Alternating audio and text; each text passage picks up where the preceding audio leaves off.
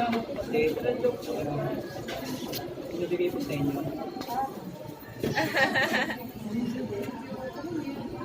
Ma'am, sige. Pwede po muna. Tapos, dito rin para dito sa inyo. Yan po.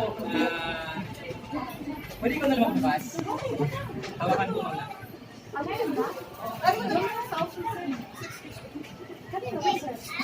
Surprise lang po kami. Tapos, hindi lang sa kanila. Tapos ito rin. Nandito po rin yung ano.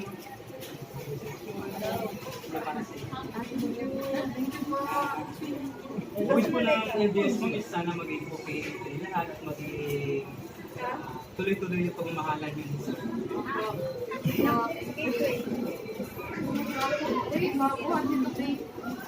Thank you, ma'am.